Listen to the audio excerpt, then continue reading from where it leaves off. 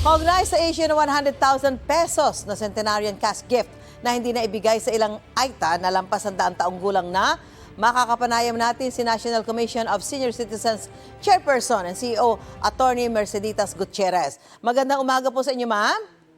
Magandang umaga naman sa iyo, Susan, at sa ating mga nakikinig na mga senior citizens. Nako, eto na. Kumusta na po yung pagproseso ng NCSC sa cash gift para po sa apat na AITA? Naibigay na po ba, ma'am?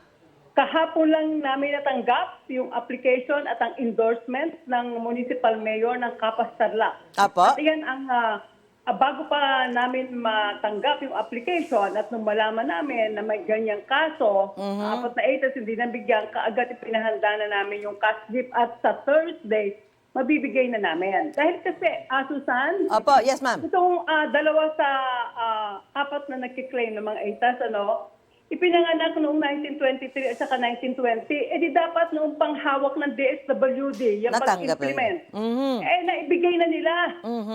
At ngayon, kami ang biniblame sa hindi pagbigay na hindi naman namin nakikita pa yung application at wala pang application. So, ma'am, saan ho ba nagka-problema doon sa paglipat ba ng programa mula sa DSWD papunta po dyan sa inyong komisyon?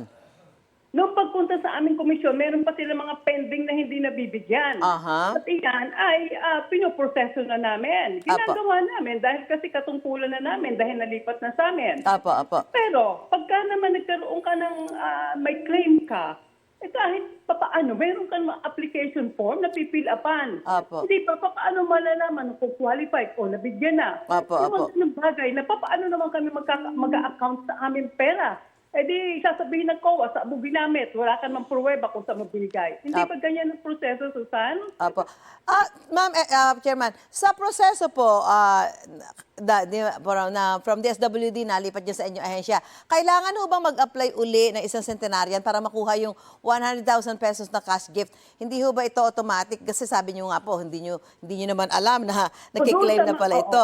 Susan, sa mga pinuproseso na yung mga hindi nila na-process, ang pagkakaalam ko ay alam namin na mayroong mayroong mga dapat bigyan. Pero exactly as to kung sino mga ito, hindi ko alam kung naibigay sa amin, na i-turn over sa amin ng DSWD.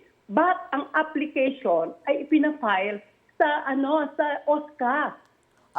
So, Office of Senior Citizens. At kung may mga application na ganyan, dapat na-turn over na sa amin ng OSCA o na-turn over na sa amin ng DSWD kung naibigay sa DSWD. Dahil ano na magiging base namin pagproseso.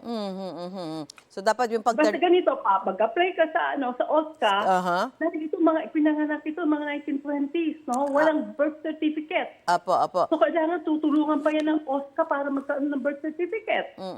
At itong sa kaso nitong mga ito, na-issue lang yung birth certificate itong 2024. O so, hindi automatic. Ano ba yung sinasabing automatic ibibigay?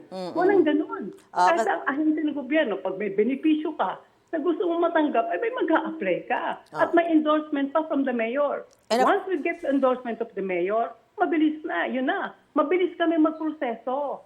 At saka siyempre kailangan yung mga dokumento na katibayan talaga na qualified ka doon sa kiniklaim mo. Oo naman. Paano naman kaming magbibigay ng pera? Paano yung account namin sa COA yun? Kung nakikita ng COA na bakit yung binigyan nito na wala namang mga na hindi naman qualified.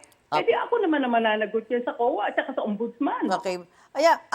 Kumusta po yung mga backlog mula sa mga dating implementing agency? Ngayon ho ba naisaayos na para maiwasan yung ganitong mga sumbong o reklamo?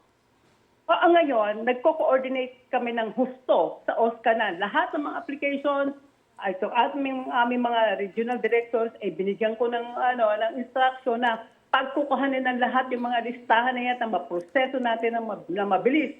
At mag-usap tayo sa OSCA.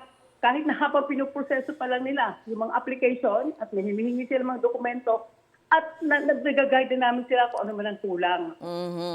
Magandang balita ho yan para doon sa mga qualified na para dito sa mga benepisyong ito. Anyway. Oo, at saka itong centenarian nito, yung 100,000, dating pinuproseso yan ng DSWD for many years. Ngayon, nasa amin na ang pinuproseso na namin ngayon, yung mga age 80, 85, 90, 95 at 100. Pagdating mo ng 80, bibigyan ka ng 10,000. 85, gano'n. Ngayon, ang nangyari kasi in the past, Dahil sa pagkakatransfer din, at saka bago pa lang ang komisyon, hindi ka agad nabibigay ng mabilis.